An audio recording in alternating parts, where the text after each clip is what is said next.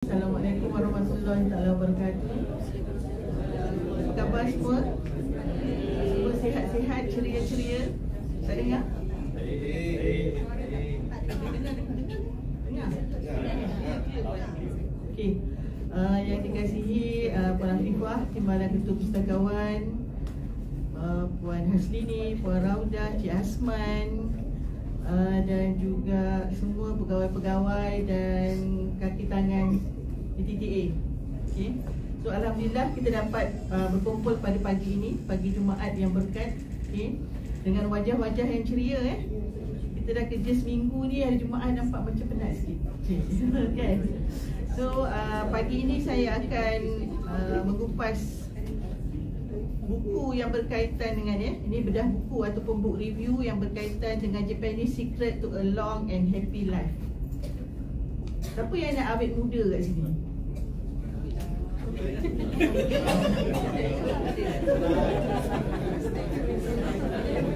Okay, bila tanya awet muda tu, kan?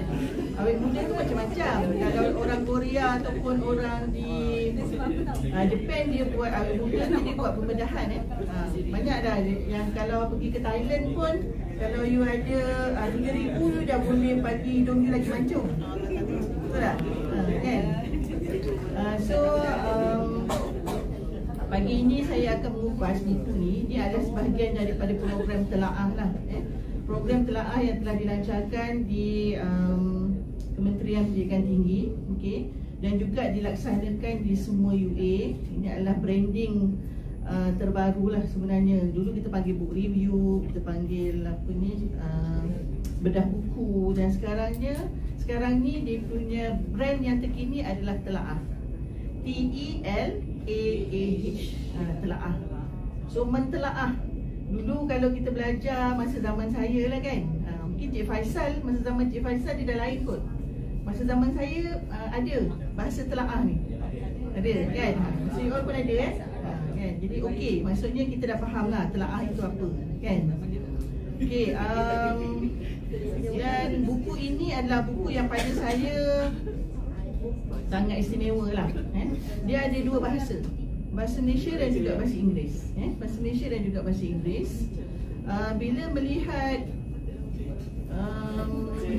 jangka hayat orang-orang Jepun ni sangat tinggi lah, sangat panjang, bertinggi, panjang. Kalau kita dengar semalam, Datuk Seri Zaini Ujang, dia kata 80% daripada rakyat Jepun ni, diorang boleh hidup sehingga 100 tahun. Okay? Jadi apa sebenarnya rahsia di sebalik jangka hayat penduduk ataupun orang-orang Jepun ni? Okay? Jadi kalau kita lihat buku ni dia macam ditulis dan diterjemahkan oleh bukan orang Jepun, oleh wartawan dan juga penulis, okay, yang mereka juga bangsa orang-orang barat ni, dia pun hairan macam mana orang Jepun ni boleh hidup lama. Mesti ada rahsia di sebaliknya. Dan dia buat kajian. Dia buat kajian, dan dalam kajian tu yang dimasukkan dalam buku ni lah, kajian-kajian tu. Okay. Diterbitkan pada tahun 2016. Okay.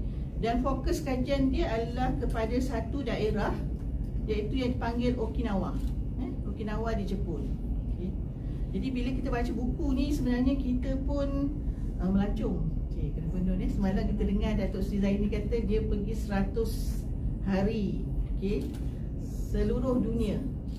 Jadi kita hari ni bila kita habis satu buku, maksudnya kita dah dapat sesuatu ilmu yang baru lah kan. Hari ni kita bayang-bayangkan kita berada di Jepun. Bayang-bayang okay. Ikigai ni maksudnya alasan untuk wujud ataupun makna kehidupan lah.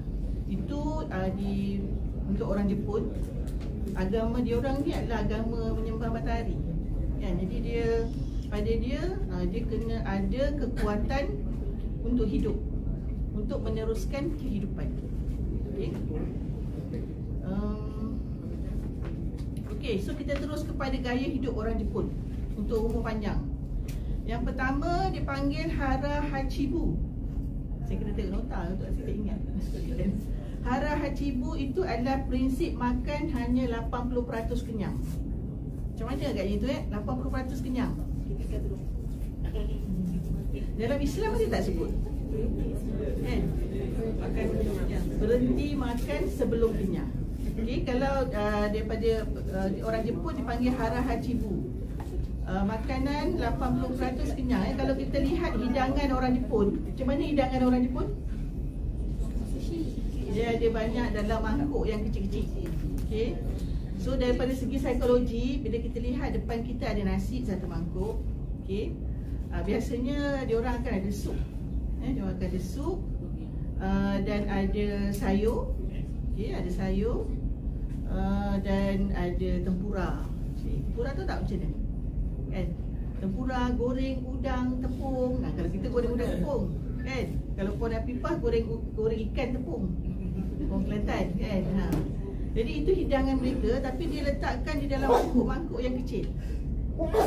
Jadi daripada segi psikologi, sebenarnya satu mangkuk kecil tu nasi dia sikit je, satu senduk. Kan, satu senduk nasi masuk dalam satu mangkuk sup, satu mangkuk sayur. Dan sayur-sayur ni dia orang tanam di belakang rumah. Setiap rumah di Jepun dia akan ada dia punya small garden.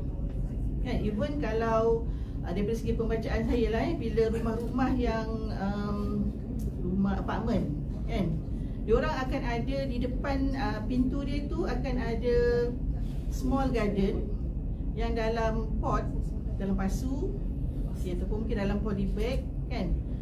Dia orang punya sisa-sisa makanan tu kan dia dah asingkan. Dia dah asingkan siap-siap, kan. Jadi yang basah tu dia akan buat kompos.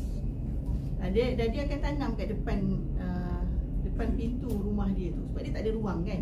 Kalau yang duduk dekat kawasan perkampungan, dia ada kawasan yang agak besar, so dia akan buat ladang dia lah. Tapi kalau yang di kawasan bandar, kawasan yang duduk dekat apartmen tu memang ruang dia kecil je, tak besar. Yang ada apartmen tu dia tak ada bilik pun, dia macam studio, kan. Masuk kita akan jumpa dapur, toilet, lepas tu ruang untuk tengok TV. Itulah juga ruang untuk tidur. Sebab rumah di sana kecil-kecil, dia tak besar. Tapi dia orang akan ada small garden ataupun tanaman sikit-sikit tu, dia memang ada. Dia memang akan ada. Sebab dia nak apa tu, barang-barang sampah tadi pun dia dah sorting. So mana-mana yang basah tu dia akan buat kompos. Okay. So diet dia apa? Sayuran hijau, tahu, ubi keledek ungu, rumpai laut, ikan dan teh hijau. Tak adalah pula ayam panggang di sini. Kan? Tak ada ayam panggang, tak ada daging panggang. So semuanya yang sihat. Hijau, tahu, ikan. Pengambilan daging merah dan makanan bergula sangat sedikit. So daging merah dan makanan bergula sangat sedikit. Dekat Baik Raja ni makanan-makanannya sedap-sedap. Kuih-kuihnya manis-manis. Orang-orangnya pun manis-manis. Kita tengok Puan Zalina manis, dia senyum je. Kan? Jadi okey, makanan sedap tu boleh, tapi kita kena berpada-pada lah, kan. Okey, aktif secara semula jadi. Macam mana dia aktif secara semula jadi? Dia pergi gym setiap hari. Dan dia banyak bergerak melalui kerja harian. Dia kurangkan duduk. Dia banyak bergerak. So macam mana kita ni banyak duduk ni dalam bilik ni, kan. So kita cubalah untuk praktis at least every 1 hour tu kita bangun ke, every 2 hours tu kita bangun, kan. Jangan sampai you duduk 2 jam you tak bangun-bangun. Yang tu sangat bahayalah kepada kesihatan, ya. Okey. Dia suka berkebun dan juga berjalan kaki, memasak dan aktiviti rumah. Okey, pengalaman saya sendirilah bila saya pergi ke Jepun 10 tahun yang lepas. Kita ada attachment dekat universiti di Jepun. Okey, bila kami sampai, dia akan bagi kami green tea lah. Green tea dengan biskut je. Biskut tu tak ada yang krim-krim tau, kosong je. Okey. So bila tengah hari kita ada break, kan. Sebab lepas tengah hari kita akan sambung lagi briefing. So dia kata dia ada pack lunch. So kalau kita nak makan, ada kafe. So apa pack lunch dia? Apple sebiji. Dan mungkin ada sandwich. Itu je. Sebab pagi dia dah makan bersama keluarga. Kan? Dia bangun pagi, dia dah prepare makanan untuk Maksudnya isteri, kalau dia orang lelaki, isteri dia dah prepare makanan untuk suami dan anak-anak sebelum pergi bekerja. So dia akan makan di rumah. Tengah hari dia akan makan simple lunch yang dia pack, dia tak beli pun. Dan petang dia akan balik makan bersama keluarga sekali lagi. Dan dia makan sebelum pukul 7 malam. Agak-agak boleh tak? Boleh tak kita follow tu?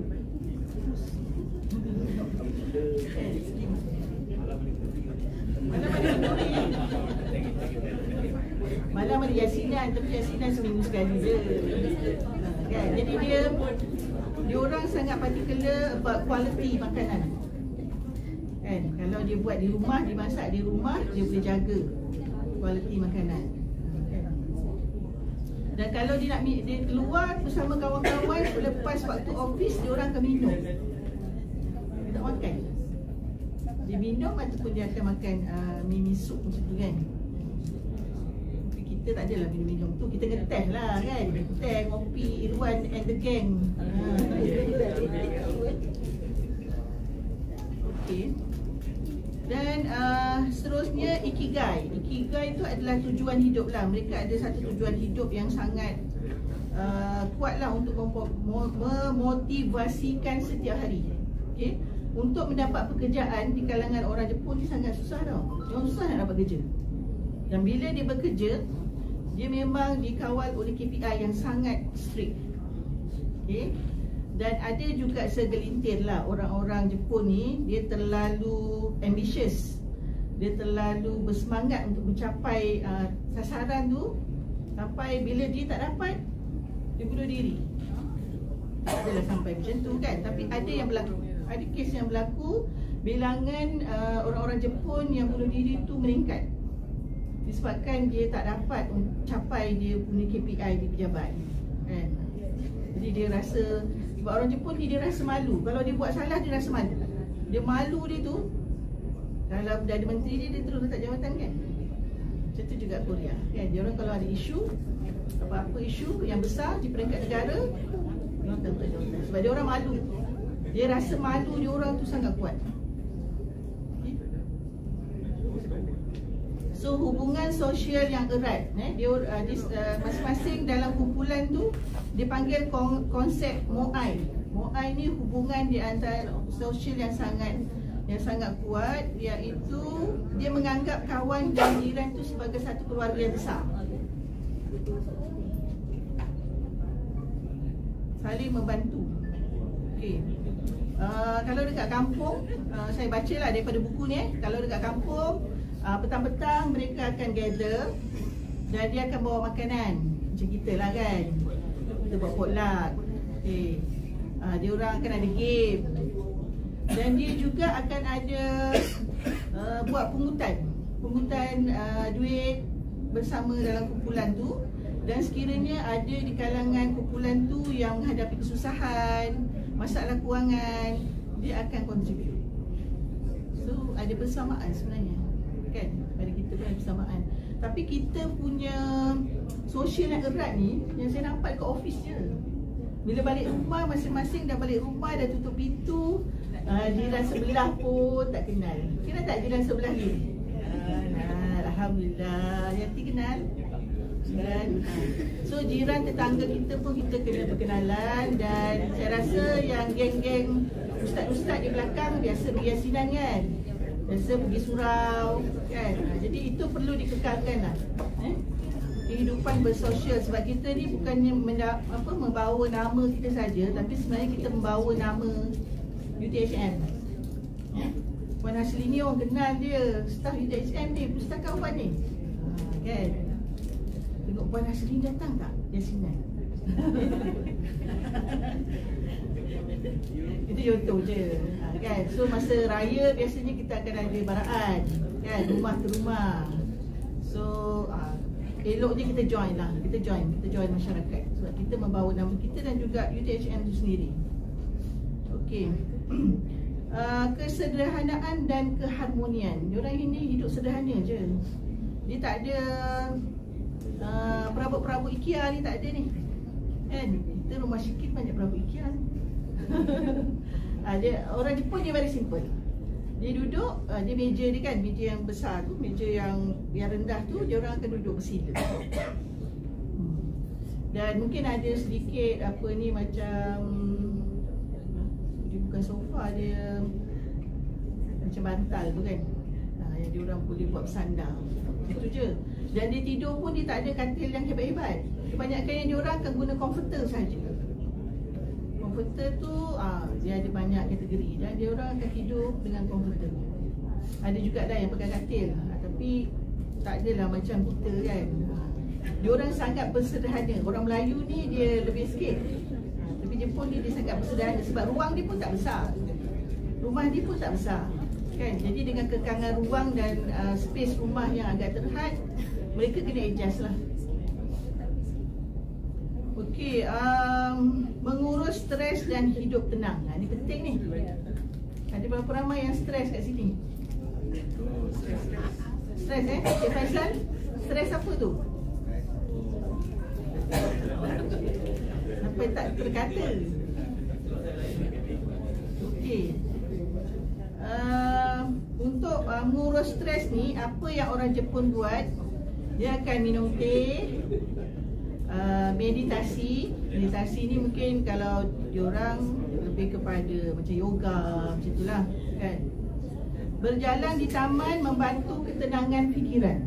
Okey, berjalan di taman. Balik ofis sempat tak jalan kat taman? Nampak Izan jalan dengan jiran lagi? Dengan raja ke?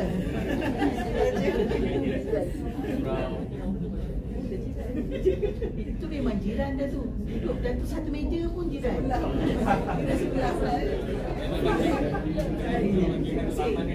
So di kawasan UTHM ni kita ada kawasan yang sangat cantik kan, landscape-nya sangat menarik kan. Saya rasa memang sangat sesuai lah sebenarnya. Kita adakan brisk walk tu, saya harapkan kelab lebih banyak brisk walk kan. Boleh? Brisk walk dan bukan sahaja mengikut jabatan lah. Masing-masing pun kalau ada masa terluang digalakkan untuk brisk walk. Okay? Saya pun baru dapat ilmu baru bila saya selalu juga berjumpa dengan pakar jantung GIJN kan. Kita ada satu lagi jantung rupanya dekat betis. Itu adalah jantung kedua. Dan jantung kedua tu perlu digerakkan untuk memastikan dia sentiasa sihat. Dia dekat betis sebelah kiri. Itu sebenarnya kenapa berjalan itu adalah sangat baik. Saya selalu heran bila pergi check up suami saya, doktor akan check betis dia belah kiri. Dah 2 kali saya tanya lah kan, kenapa doktor selalu check? Oh, you tak tahu ke? Dia kata ini adalah jantung kedua yang you perlu aktifkan. Belah kiri. Betis sebelah kiri. Jadi bila kita berjalan, jantung kita yang belah kiri yang dekat betis tu pun dia akan bergerak. Dia akan makin aktif. Kalau kita kurang bergerak, mungkin akan ada sumbat dekat bawah. Jadi itulah pentingnya pergerakan. Pentingnya kita berjalan. Selalu berjalan, sentiasa aktif dan banyak berjalan. Kalau boleh carilah luang untuk berjalan. Saya rasa mungkin ada juga di peringkat universiti, ada perancangan agar kita adakan 1 hari at least dalam sebulan untuk semua staf parking di luar kawasan. Ada tu. Sebenarnya yang praktis ni telah dilaksanakan oleh UMT. UMT buat 2 kali sebulan. Kempen untuk lebih banyak berjalan dan parking di luar. Kalau kita mungkin kita kena parking dekat Padang Kawat lah kot. Padang Kawat, parking semua dekat Padang Kawat dan jalan ke office masing-masing. Are you ready? Saya rasa kalau kita ni masih okey kan, fakulti yang belakang tu FKSTM, SKTM, tu agak jauh jugalah kan. Itu adalah antara inisiatif di peringkat universiti lah untuk menggalakkan staf berjalan dan juga sentiasa aktif. Okey, tidur dan rehat yang cukup. Ni pun bagus orang Jepun menekankan tidur berkualiti. Walaupun mereka sibuk, tapi dia menekankan tidur berkualiti dan tidur siang seketika, ataupun dia panggil hanimuri. Hanimuri, tidur siang seketika. Kalau kita lihat anak-anak kita masa kat tadika tu kan, tengah hari kan, boleh tidurkan sekejap kan. Sebenarnya itu sangat budaya yang sangat baik lah. Kalau kita takut tidur sekejap tu jadi sampai pukul 3 kan, takut tak bangun. Okey, menekankan tidur berkualiti ni sangat penting 6 hingga 8 jam waktu tidur adalah sangat penting. Okey, dia adalah merupakan ubat yang natural, iaitu tidur yang berkualiti. Jangan balik office, kalau penatnya lepas maghrib tidur, pukul 12 bangun dah tak boleh tidur kan. So yang paling baik adalah 9.30, 10, 10.30. Itu adalah waktu tidur yang paling baik. Dan bangun sekitar 5.30. Jangan tidur terlalu awal, lepas tu terbangun tengah malam, lepas tu tak boleh tidur. Itu memang penting besok kan. So yang terbaik adalah tidur sebelum pukul 11. Selepas pukul 11, ia adalah waktu rehat untuk anggota-anggota dalaman kita. So kalau kita tak tidur lagi, kita punya jantung pun dah penat, kita paksa dia untuk bekerja lagi kan. Itu juga dengan anggota-anggota yang lain. So itu yang salah satu punca hypertension adalah tidur yang tidak berkualiti dan tidur lambat kan. Itu satu ubat yang natural, tidur awal, bangun awal. Okay. So kita cubalah sama-sama untuk melaksanakan. Saya pun memang style tidur pukul 10, 10.30.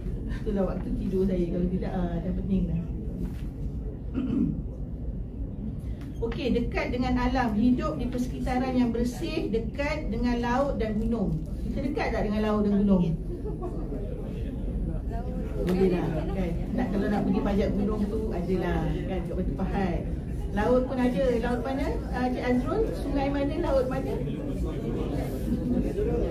Sungai Lurus. Kan. Berkebun memberi manfaat fizikal dan mental. Okey, berkebun tu sangat bagus Berkebun tu sangat bagus. Memang saya sendiri merasakanlah bila saya balik, saya jalan-jalan, berkebun sikit-sikit, memang terapi yang sangat efektif lah. Okey. Aktiviti luar, hidup persekitaran yang bersih. Okey, persekitaran yang bersih ni saya nak highlight sedikit. Bila kata kebersihan, dia bukan sahaja pejabat kita tau, tetapi adalah ruang kerja kita. Betul tak? Ruang kerja setiap staf di pejabat.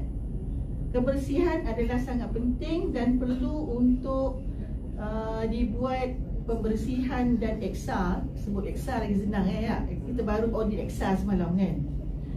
Jadi kita ni berada di office daripada pukul 8 sampai pukul 5. Waktu yang agak panjang. Panjang tu waktunya tu. Lebih panjang daripada kita berada di rumah. Kita berada di rumah, kita balik dah pukul 6. Betul tak? Pukul 10 kita dah tidur, 4 jam je. Kita di office 8 sehingga 5, 9 jam kita berada di office.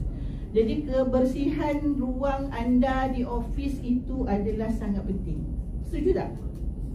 Setuju Sebab bila kita datang office, kita tengok office kita cantik, harum-harum gitu kan. Jadi kita pun semangat untuk duduk dan untuk bekerja sampai ke petang. Tapi kena selalu buat eksa.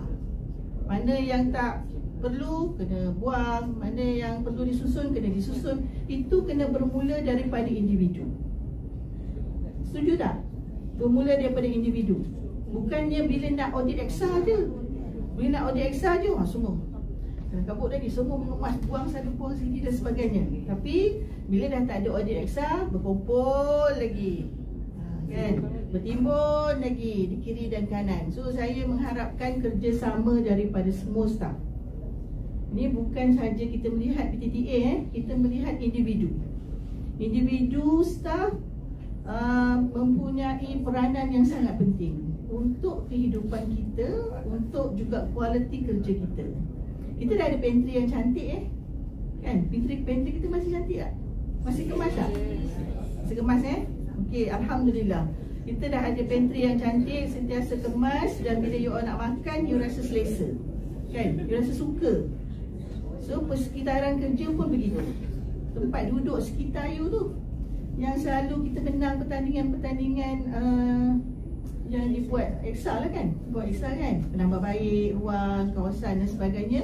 Itu adalah merupakan inisiatif di peringkat universiti untuk encourage dalam masa yang sama, macam wajib dan juga semua staf untuk menjaga kebersihan, bermula daripada kawasan sendiri, lepas tu dibesarkan kepada kawasan office dan sehingga kawasan organisasi itu sendiri. Okey tak? PTTA sekarang ni okey ke tak okey? Ke nak kena tambah baik lagi? Okey. Okey lah Cik Azrul, bila kita nak buat gotong royong? Kita setting untuk nantilah, sebab kontraktor kita baru belum buat lagi. Kita nak buat lah.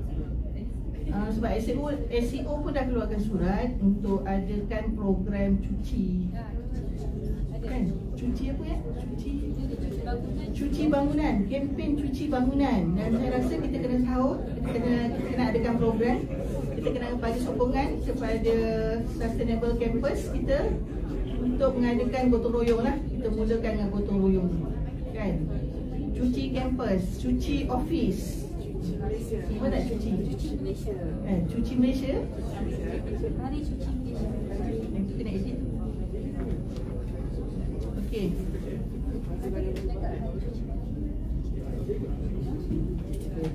Okey, tadi saya dah sebut juga aktiviti fizikal lah, berjalan, berbasikal, berenang, dia orang juga buat yoga.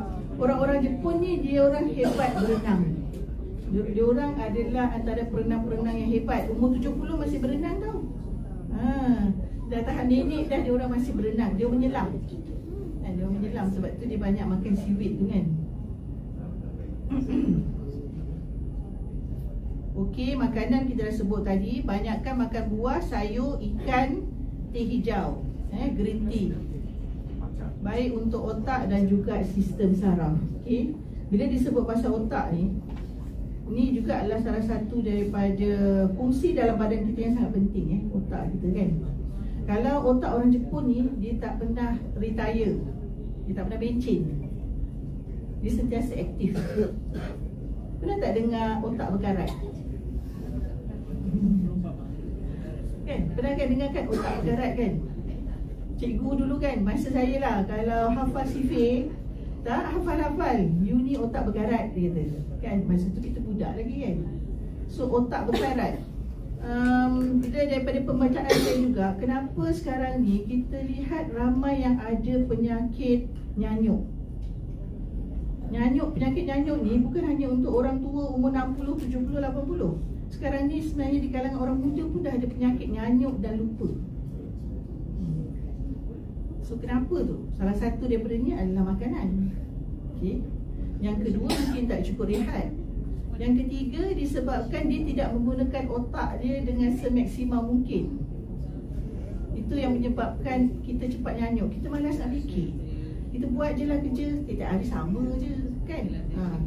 Di office, balik office, makan, tidur, besok pagi bangun. Jadi bila kita sentiasa melakukan perkara yang sama setiap hari, otak kita jadi berkarat. So hati-hati. Okey, otak kita kena ada pengisian. Okey, kita sebagai orang Islam, kita solat 5 waktu. Itu adalah pengisian juga untuk otak dan juga spiritual kita, kan? Mengaji, itu adalah juga pengisiannya. Membaca. Membaca juga adalah salah satu daripada pengisian otak yang sangat penting. Di kampung saya ada 2 orang yang dah berumur 85 tahun, tapi masih pegang surat khabar. Tiap hari baca surat khabar dan anak dia without miss belikan surat khabar. Umur 85 tahun. Dan dia tak nyanyuk. Alhamdulillah. Kan? Walaupun dari segi fizikal tu kaki macam tak berapa kuat kan, tapi dia tak nyanyuk. Dan dia membaca. So, saya rasa itu adalah bukan satu perkara yang sangat baik untuk kita amalkan. Make sure kita punya makanan bukan hanya untuk makanan fizikal, tapi untuk makanan roh kita dan juga otak kita. Otak kita kena makanan. Kalau tidak, jadi cepat berkarat. Bila berkarat, dia akan ada penyakit-penyakit yang lain lah, termasuk nyanyuk tadi. Okay.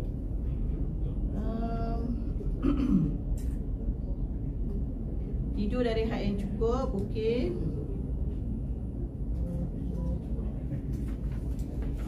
Okey. Kita lihat sedikit perbezaan makanan orang Jepun dengan makanan orang Barat.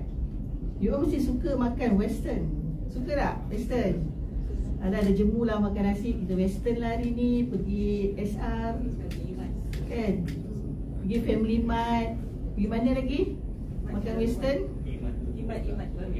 Oh, ada yang baru kan? Imat. So kalau kita lihat makanan orang Jepun berbanding dengan makanan orang Barat tu, dia punya kalori dia double. Kalau makanan orang Jepun 100 kalori dia, bila orang Barat dengan dia punya daging, dengan dia punya steak, dengan chicken chop, double daripada makanan orang Jepun. Sebab tu kalau semalam siapa yang hadir, Datuk Sri Zaini punya kan, kalau daripada segi ketinggian, daripada segi berat badan kan, orang-orang Arab pun memang double compare tu dengan orang-orang Asia. Macam tu juga kan, sebab cara pemakanan kan, orang Arab sekali makan roti canai 5 keping. Tadi Puan Raudah Puan Raudah, kalau dekat UIA kita tengok budak Arab makan roti canai 5 keping, Masya Allah, 5 keping sekali makan. Disusun macam tu 5 keping, lepas tu dituang kari. Ya, kita makan sekeping lah kan. Kalau paling-paling roti kosong maybe 2 keping kan. Cara pemakanan kita tu memang akan memberi impact kepada diri kita dan juga kesihatan kita lah. Okay. Daripada segi kerja, orang Jepun ni sangat rajin, sangat tekun, sangat menghargai kerja berpasukan. Tetapi orang Barat dia lebih kepada kejayaan peribadi. Kalau orang Jepun dia bersama, dia bekerjasama, itu beza dia. Dia lebih kepada kejayaan peribadi. Okey, pemakanan.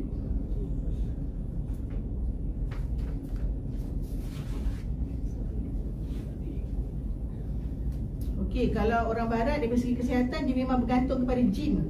Senaman dekat gym tu yang paling utama bagi orang Barat. Tapi orang Jepun dia lebih natural. Okey, berjalan kaki, berkebun,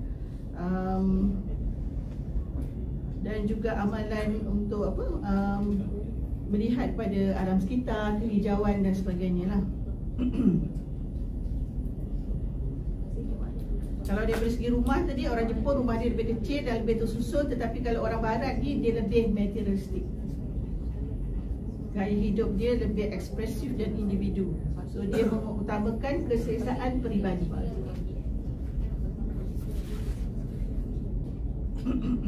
Okey, kita lihat pula budaya Jepun dan juga Islam kan? Budaya Jepun dan juga Islam.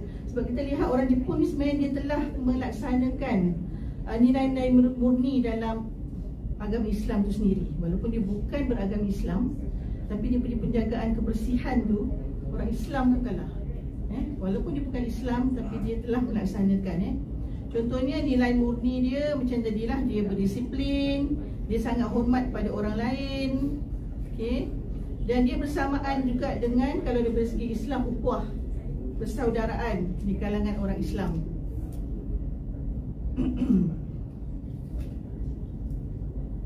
Okey, orang Jepun juga dia sangat beradab dan hormat, dia sangat sopan santun lah kan, dengan bahasa dia, dengan bila kita jumpa dia, dia mesti tundukkan kepala dia. Itu cara dia menghormati orang lain ya. Jadi sama juga dengan Islam, kita menekankan adab dan juga akhlak mulia. Beradab dengan ibu bapa, dengan guru, dengan jiran kan. Semua tu ada sebenarnya dalam Islam dan juga dalam kehidupan orang Jepun juga sendiri.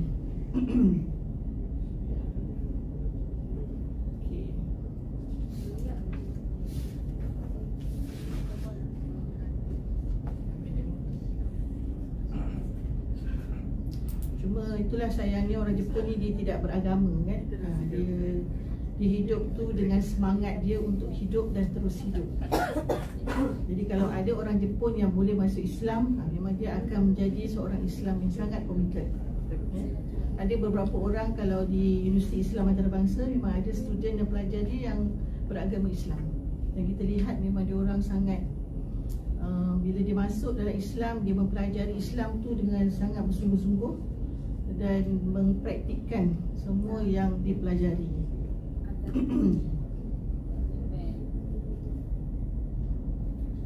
So titik persamaan antara orang Jepun dengan orang Islam ni, mereka menghargai disiplin dan kesederhanaan, menjaga adab sopan, hidup berkomuniti dan tolong-menolong sama juga macam kita, okey. Dan kebersihan dan keteraturan. Kan? Kebersihan memang kalau di Jepun dia orang kutip sampah pukul 4 pagi. Kita keluar pukul 8 tu dah bersih dah semua. Tak ada dah. Kita pun takut nak buang sampah. Kat mana nak buang sampah ni? Simpanlah dulu. Kan? Itu sekali budaya mereka lah. Dia akan siap semua sekali di awal pagi. Pukul 4 tu dia orang dah ready dah semua. Kita turun tu memang semua dah bersih.